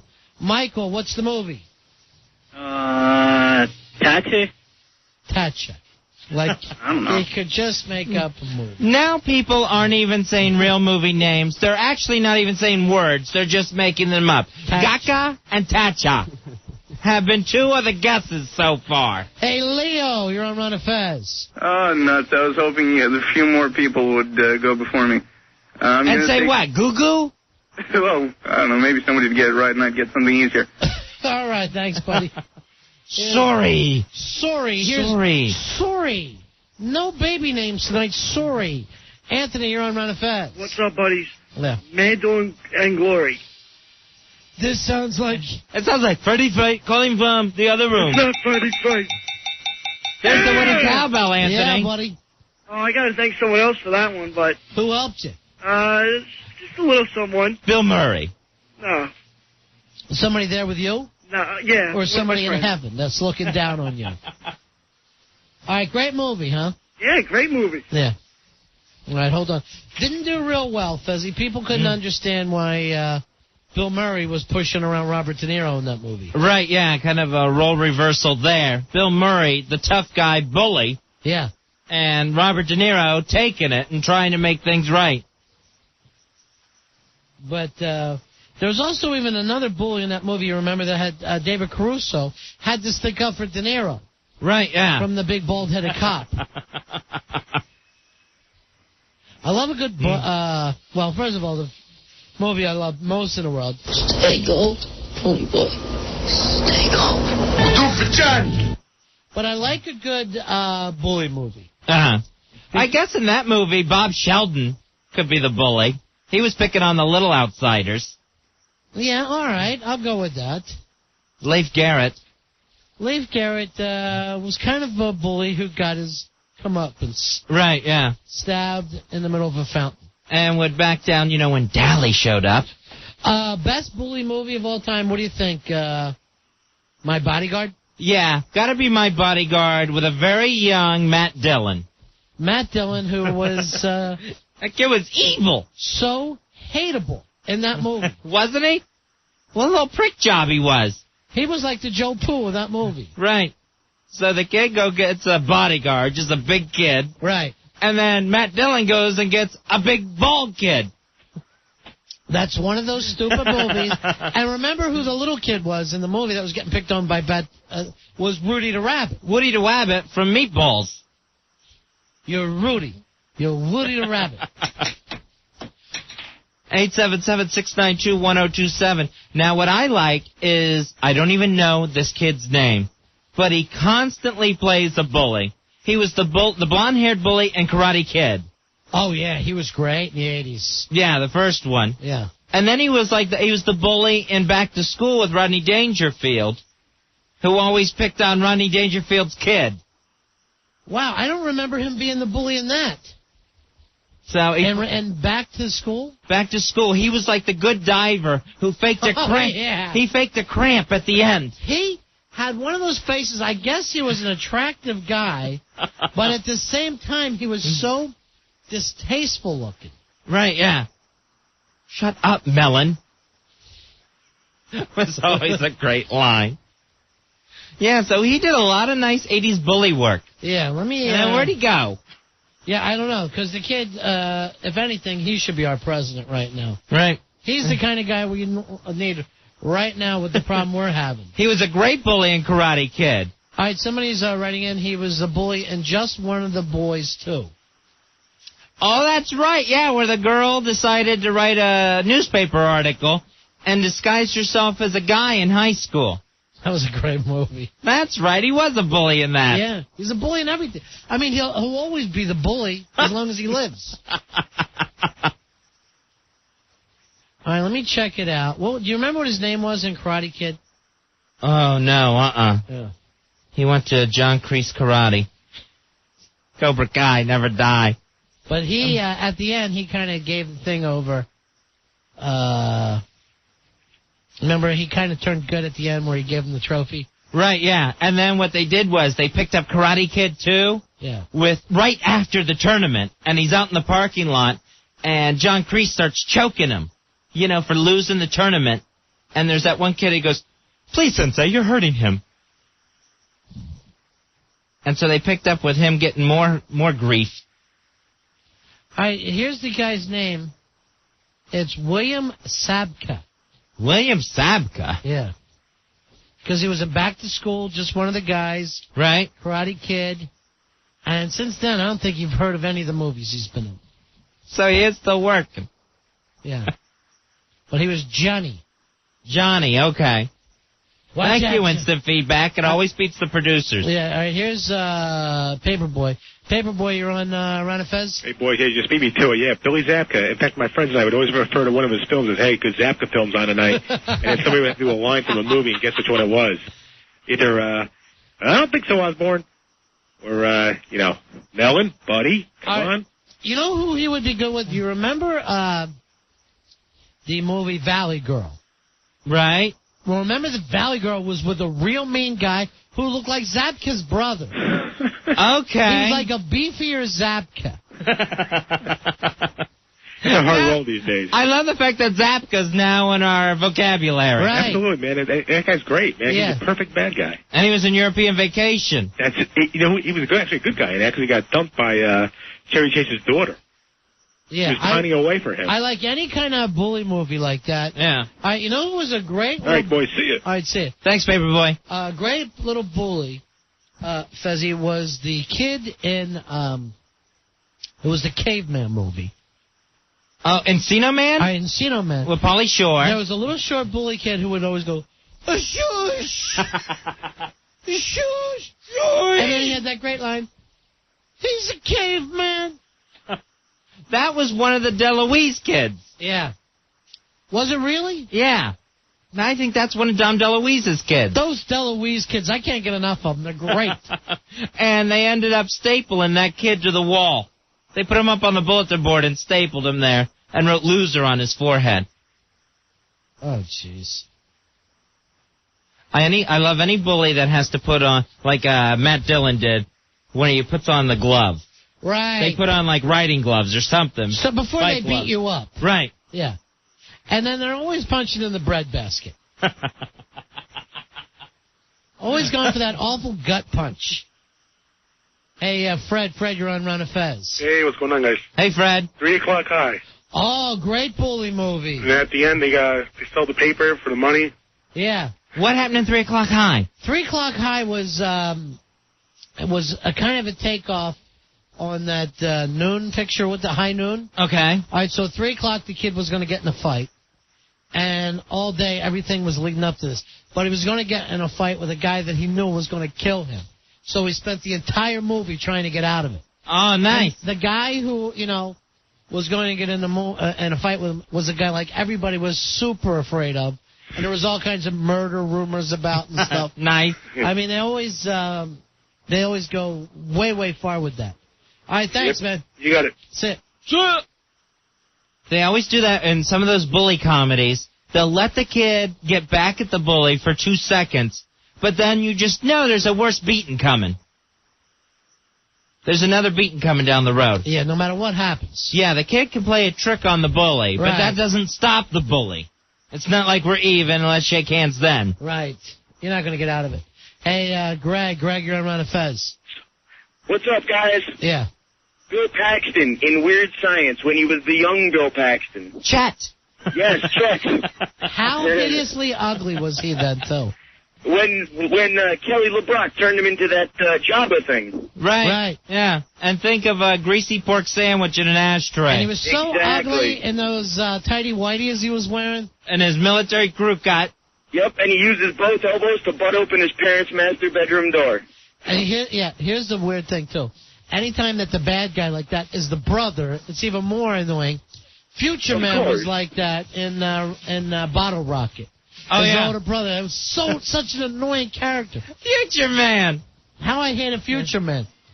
And then James Caan took care of Future Man. And, Future Man is really one of the brothers. Right, a Wilson brother. He's a real Wilson brother, that bastard. And I can't stand to look at Future Man. Now, Weird Science also had the pair of bullies besides the older brother. They had Robert Downey Jr. and his friend. Remember they dumped a Slurpee? Oh, yeah. On Anthony Michael Hall and Wyatt? And they were kind of like new wave gay bullies. Yeah, faggy gay bullies. It was, they would more or less just run down the way you looked. Right. All right, Jason. Jason, you're on Run of Fez. Hi, Jason. Hey, guys, what's going? Thank you for bringing back the bullies of the 80s, because they don't make any movies like that anymore. Yeah, they don't have the decent bullies now. No, I think you have Stifler. I think he's like the bully, but he's more like a he's more like the best friend. Right, yeah, he's the a-hole friend you have to deal with. And Fez said a good point. It takes a long time before you get even with that bully. It's got to be in like the next to the last frame. Yeah. You don't settle this thing easy. It's frightening throughout the movie. Right, the 3 o'clock eye, definitely great call on that movie. But what about Kiefer Sutherland in The Lost Boys? He and was then also in Flatliners. I just watched that show 24. Uh-huh. And all I kept saying, it wasn't bad. I didn't watch the whole thing. I got a TiVo'd. My phone kept ringing. You only watched 23. Yeah, I probably watched about 12 of it. But the whole time I'm watching, I'm going like this. You're eating maggots, don't you? I'm doing all the Lost Brothers. His name was Jason, right, in the movie? No, I don't know what the hell his name was in that movie in Lost Boys. He was scary as F, though. Right, and he was a bully in Lost Boys, and he was really the bully in Stand By Me, too. Oh, yeah. He was frightening in Stand By Me. He was a dime store punk in that movie. You had to have a gun pointed at him. Ray Brower, right? Yeah. Ray Brower. Nice work, Jason. You dime No store problem, punk. guys. All right, see you later. Yes, Kiefer Sutherland, and was kind of even the bully in that Tom Cruise Marine movie, too. Few Good Men? Few Good Men, remember? He only slept with the Marine thing and the Bible next to him. He was saying that. He was just real annoying and straight-laced and just creepy. Let's face it, he's Ray Brower, period. He's a dime store punk. 877-692-1027. Hey, Andrew. Andrew, you're on Ron and Fez. Hey, Andrew. Hey, guys. How about this? Anthony Michael Hall, earlier in his career, he gets picked on. Then he's the bully in Edward Scissorhands. Oh, yeah, after he beefed up. Suddenly he beefs up. He gains like 60 pounds. Yeah. And then he starts forgetting the type of kid he was and starts picking on others. Right. He starts losing his hair. He beefs up through alcohol bloating. Right. And starts picking on people with scissor hands. All right, say it, man. Yeah, He should have known better. I know. He should have really known. Hey, Greg. Greg, you're on Run and Fez. Hey, Greg. Hey, what's going on, guys? Yeah. What about the Goonies when they chased Mikey's brother in the car down the hill when he was on his bike? Oh, he was on, like, his little sister, or that little girl's bike. Yeah. Yeah, and they grab his wrist while they're in the car. Yeah. And they're making him go faster and faster, and finally this whole little bike just comes apart, and he goes rolling away.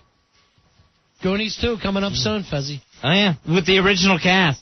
I hope they're still Goonies. They are. That's why they haven't worked. Okay, you know who was great? Maybe the best bully ever. Niedermeyer from Animal House. Great bully.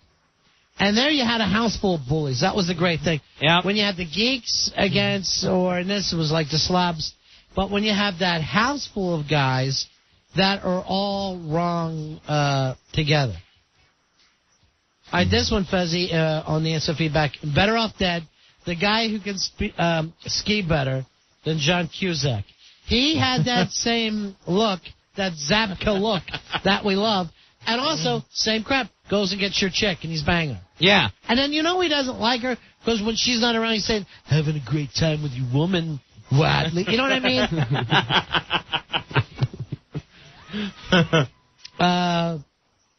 Hey, Jack, you're on Ron and Fez. What's up, boys? Hey, Jack. Hey, did you guys ever see The New Kids with James Spader? New Kids? No. Oh, it's about 15 years old, this movie. You guys got to see it, man. Spader is the best bully in this movie. Now, Spader has done this in many movies. Pretty in Pink. Right. And you can go on. Pretty in Pink, that's what I was trying to think of. He was a great too much money guy. Yeah, he's a rich bully. Yeah. But in this movie, he's the most brutal bully. It's about these two kids that are orphaned. You guys remember Lori Loughlin from Full House? Right. She's a sister, and her and her brother, their parents are killed in an auto accident, and they move down to Florida. And who starts in with them but James Spader and this gang of bullies, and it's the most sick. They just beat the hell out of him throughout the whole movie. Sounds awful. Yeah. Oh, it's terrible. But that Spader was great. Yeah, he was always the wealthy prick. But the first scene... Like in Less Than Zero, too. He should have been in Cobra Kai. Yes. He would have been perfect for Cobra Kai. But the best bully scene is the new kid is in the bathroom taking a whiz, and the bully just walks up to him and starts whizzing right on his leg. Oh, jeez. And this is No Kids again that you won't get off of? Yeah. The one movie of the 80s me and Fez missed. All right, Al, make sure we get that DVD, okay? The New Kids. Yeah. And then set it right up to the whizzing scene so I can start right where I can hit. All right, thanks, Jackie. See you, boys. Now, in the rich kid vein of villains and bullies, you had the kid in Some Kind of Wonderful, who was a rich kid. He invited Eric Stoltz over to his house, and it was just a setup. I'm having a party later on. Yeah, that's that guy. He was very Zapkin in this. Right. He went on to be like the nice brother with Brad Pitt in that Wyoming movie. And River Runs Through It. Right, yeah. I know in the Some Kind of Wonderful he was Hardy something. Yeah, he was a bastard. Hardy Jens. Hardy Jens was his name. What a prick he was in that. And that's Some Kind of Wonderful I could barely watch. Because that red-headed idiot goes and blows his whole wad on this little broad. Right, yeah. All his college money. And, you know, why is the dad supposed to be such an asswipe? The dad wants him to make something out of his life. Sure. And they make the dad look like he's being unreasonable. Like he's half a retard from Beverly Hills Cop.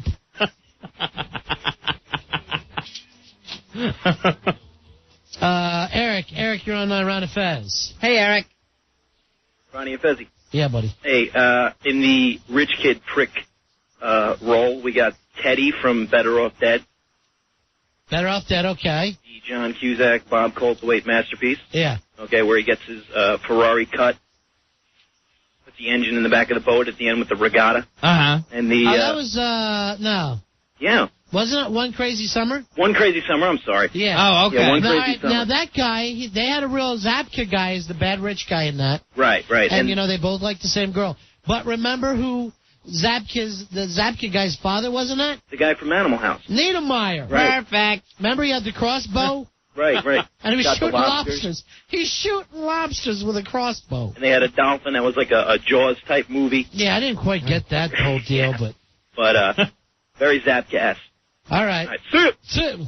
All right, now what was the Val Kilmer scientist movie? Oh, yeah. Okay, that would have been called Real Genius. Real Genius. What a great movie. And that Greatest ending to any movie, Popcorn House. The house turns into a Jiffy Pop. Yeah. And that had a blonde guy in it who's always a bully. And a bully in a real whiny, tattletale kind of way. No, that's the only thing I remember that guy in. He was also the bullyish role in Bachelor Party with Tom Cruise. Oh, okay. Tom Hanks. Yeah, Tom Hanks. He was trying to break up the wedding. And ended up naked in Pat Proff's car. I hate any attractive guy who tries to break up a wedding. Because he's not good for that girl. Hey, Bob. Bob, you're on Ron and Fez. Hey, Bob. Hey, what's going on, boys? Hey, buddy. Big ass card holder 183.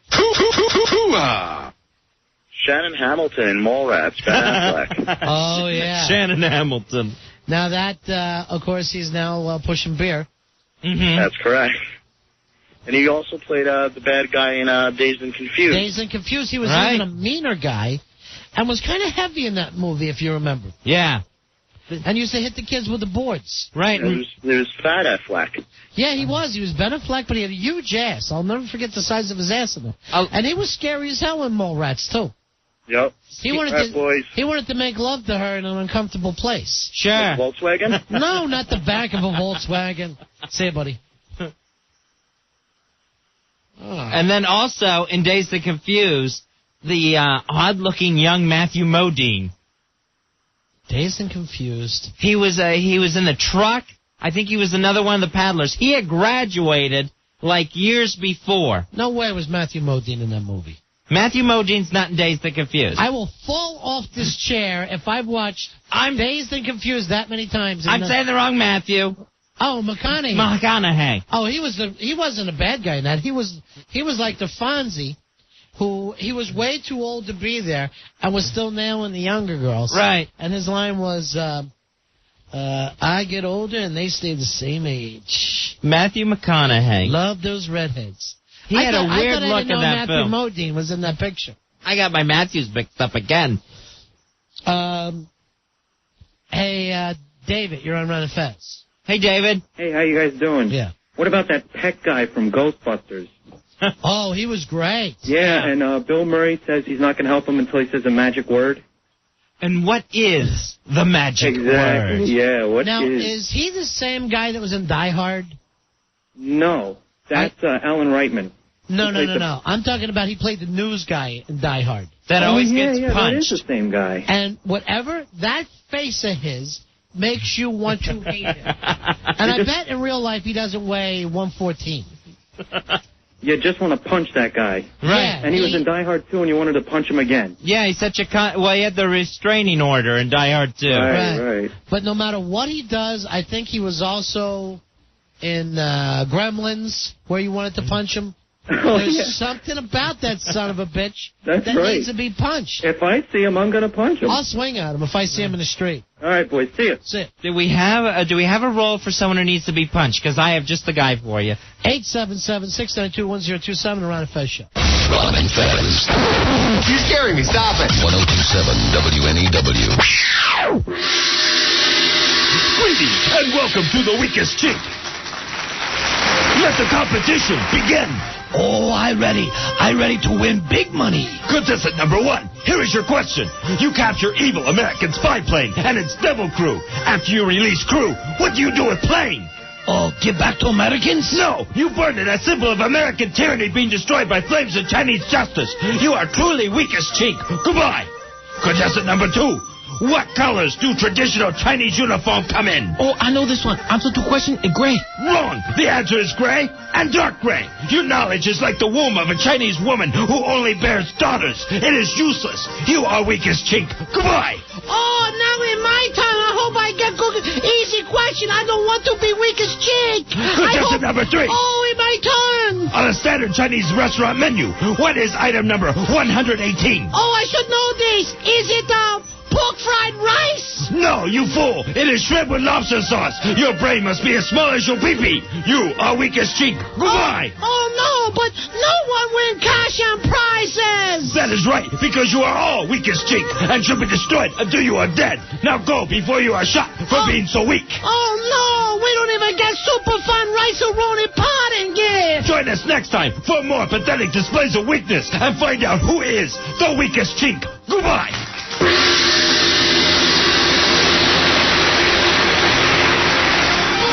We're on a Fez, 877-692-1027.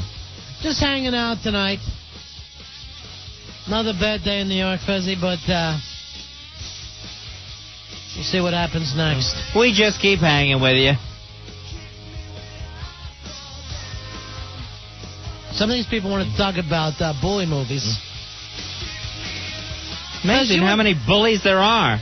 Fezzy, when you were younger, you would have been perfect as the guy to be in a bully movie. Thank you. Getting picked on. Oh, I thought you meant as the bully. No, I can't imagine, unless it was some kind of a fat camp and you were running it.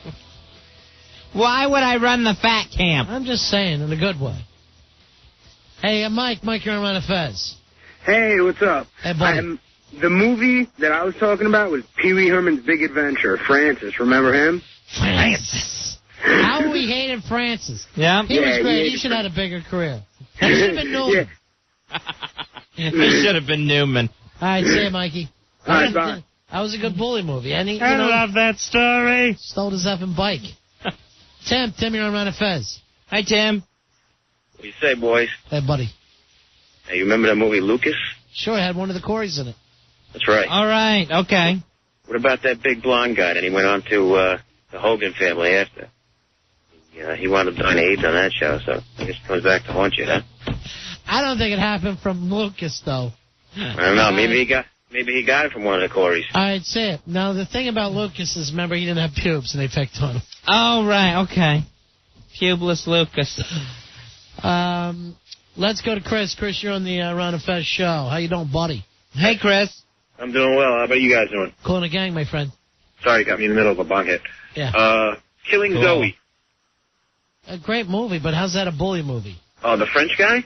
The French guy was more like a psychopath, more than a bully. You don't think... Oh, he bullied everyone in there. It was like a French Quentin Tarantino movie. Yeah, with Eric Stoltz. Yeah, Eric Stoltz was in it. And another... That would be good if we ever talk about heroin movies, which I also... yeah, that was the best party scene ever. Yeah. All right, thanks, man. Take care. See you, Chris. 877-692-1027. Here is Pete. Pete, you're on Run of Fez. Hey, Pete. Yeah. How y'all doing? Hey, good. Hey, this is a great one right here. From A Christmas Story, Scud Farkus. Scott Farkus, run! Now, he was the big redhead kid, right? Not his little sidekick. Right. Right, he had the little sidekick. And what was so great about that was also a great example of revenge on the bully. When Ralphie was beating him up in the snow. And when Ralphie started cussing. Yeah, he's going frecker. All right, thanks, Petey. All right, that's on the instant feedback. Carrie was a bully movie with chicks. That's true. Yeah, a scary chick bully. Was picking on the other. Right. And also, what was the movie where the girls all became witches? The Craft. The Craft. Remember, they had pretty bullies picking on them. Right. One of them was Ben Stiller's wife, Christine Taylor. Right. Who ended up going bald, and she's sitting in the shower. Half her hair's gone, and she's looking at one of the witches going, why is this happening to me? Now, one of the things that they do in chick bully movies is the chick will actually get naked in front of the other chick just to show her she's got a better body. Right, yeah. No guy movie ever thinks, I got to get naked in front of this guy so I can show him that I'm better looking than him. It's called a bra. You'll need it one day. Right. They're so cruel. Here's Tim. Tim, you're on Run of Fez. Hi, Tim. Hello? How you doing, buddy? Hey, guys, what's up? Yeah. Remember that movie Heathers? Right. With Shannon Doherty? Oh, yeah, that was another They were mean all chick bullies. movie. Yeah. Yeah. That's a good one, man. That's it. No. Hey, Mike, you're on Run of Fez. Hey, what's up, guys? Hey, Mike. What about Friday with Debo? Debo! Hide that chain or whatever they said. All he wants to do is jack people. Debo on that tiny little bike. That he stole. This is my bike. I don't know what other movies he was in. You That's the fight only one I with can your think of. fist. Debo, of course, was Zeus. Yeah. Zeus. Yeah, so he was in No Holds Barred with And Hulk Hogan. he was a bully to House Hulk Party. Hogan. How many people have gotten to do that? Right. You got knocked the F out. All right, guys. Later. Friday. What a great movie and great bully movie. Excellent bully. Here's Risha. Risha, you're on Run of Fez. Hi, Risha. Hello? How you doing, man? It's Grisha. How you guys doing? I know, but you know what? Here's the problem between us and the phone screener. Yeah, that's a problem. When's McClure back this week? Hello? Yeah, go ahead. All right. Not a great bully movie, but a good bully. You guys remember in Clerks when Dante and Randall were playing hockey on top of the store? Yeah. And that guy comes up, pushes Dante down and throws their ball away.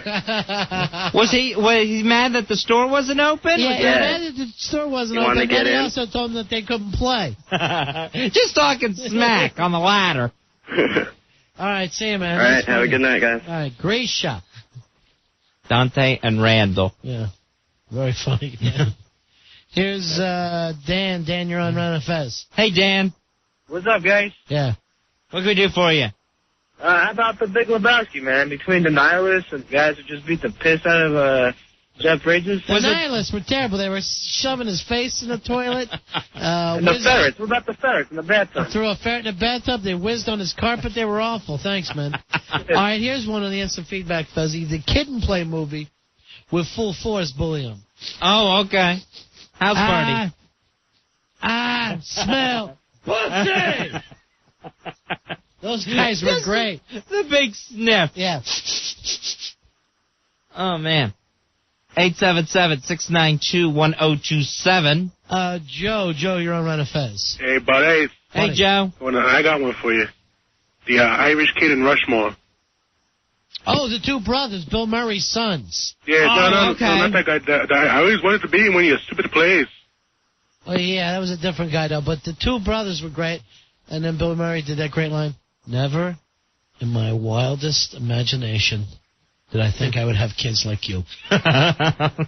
Just the saddest thing coming out of any father's mouth. Yeah, that was a great picture.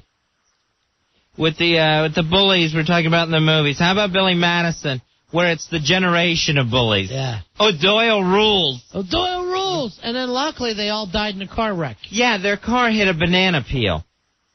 An old banana peel. Frank, you're on Ron and Fez. Yeah. Hey, Frank. Hey, the great Santini. The father is a bully. Excellent. Yeah. Oh, what a loser, right? Where's Daddy's little girl? Come on. I want you to busted squirt a that couple kid's for balls. me. He Come on, busted that squirt a kid's balls couple. to no end. All right, say, yeah, he wouldn't leave. When he kept throwing him and hitting him in the back of the head with the basketball. Oh, God. I wanted Yep. to kill Santini. All right, say. That was... All right, in the bully father department, bully stepfather here, what is it, This Boy's Life or A Boy's Life? Oh, my God, A Boy's Life. With De Niro and Leonardo DiCaprio.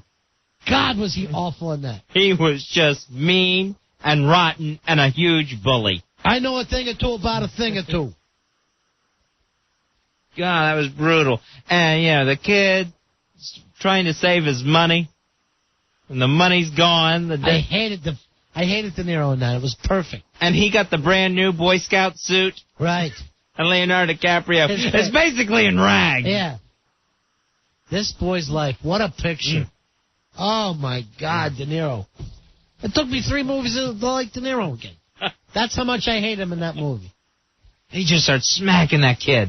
And, for everybody who says that kid can't act because he went on and did Titanic, watch that movie. That kid can act his ass off. He went toe-to-toe with De Niro that whole movie.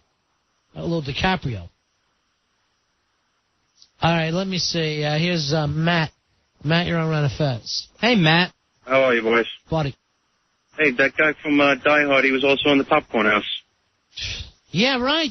You want to punch him in the face? He was running the popcorn house. Punch in the face guy. We got to find out what his name is, because he could be our older version of the Zapka or whatever that guy's name was. Hey, one of the best bully movies, Revenge of the Nerds. Yeah, sure they have. Ogre. Yeah. Yeah, the whole Ogre, frat. Yeah, the whole frat after him. And the all the alpha betas. And the guy that went on, like he was... the Cunningham cousin. Yeah, he was the Cunningham cousin. I think he was also the Southern guy when John Travolta left Welcome Back, Kotter. Ted McGinley. Yeah. Ted McGinley. Yeah. Who was he? Who was that? Yeah, he was whatever. with that Bundy show. Yeah, right. He did all kinds of things. He's a show killer, that guy. He will sink you. He went on Love Boat and sank them. Right. He's supposed to be the most effing beautiful guy in the world, but he can't keep a show on TV. As your cruise ship photographer. Cruise ship photographer. They might as well have just painted Titanic across the bow of that boat instead of Pacific Princess. Look at the Hawk. The Hawk was bullied his whole life. Don't look at him. Now he's gotten, a place where he feels at home. Right. So what? He's thin and wears glasses. Why do we get rid of that Tom guy? I wanted to talk to him. He had some beef about Al Dukes. Al Dukes was supposed to give me and you a song. Oh, okay. All right, you know how we always talk about instant feedback in the phones? We'll always beat the producers. So you said that guy, we need to find out his name. Punch in the face guy? Yeah. So the caller says, yeah, he was in the popcorn thing. Right. And so we're looking up popcorn on here. You started looking up popcorn? On IMDb. Instead of Real Genius. Right. You are the real genius, Al Dukes. We're looking up popcorn. Where's Frighty Fright? Bring Frighty in. Frighty Fright busily working on his Mad Minute. He wants to audition for the sports guys. Now, do they have any music? I asked Al to find me a minute of theirs, so we got one of them? We got one of their Mad Minutes? No, but have we heard one of them so we can listen to one of them to see how they work? I want Frighty Fright to know exactly how it works so he can turn in a great audition tape. So what do we have? You know, 6 years in the business, we talk into microphones. Right, so we can't hear you when you're standing over there, especially if you mumble. If you yelled it, you know, like some producers will. But if you, I have the music for it. Right, but can he hear one of these Mad Minutes so he can compete against it, so he knows what they want? Can we get a Mad Minute that's already done, is the question. Right. Yes, right, we can? I checked before I couldn't find one. I'll keep looking. So then the answer is no, right? I'll keep looking. I'll try to get one. Right, but are you going to run us down to the end of the show, or should we do this thing now? I say we do it now. I think Billy would have a better chance assaulting. I can't. The Mad Minute. So Al's is actually worse, but for some reason the choke, he's there from Hoboken. Right. When Al's was, I say we got. Why did I get on a mic?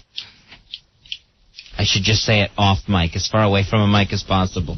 Fez, here's I'm a little annoyed tonight. Yeah, I know you are. You're a little annoyed. You like some help, that's all. Yeah. You have a rough show like this, you like some help. Sure. Look, now here's some help for us.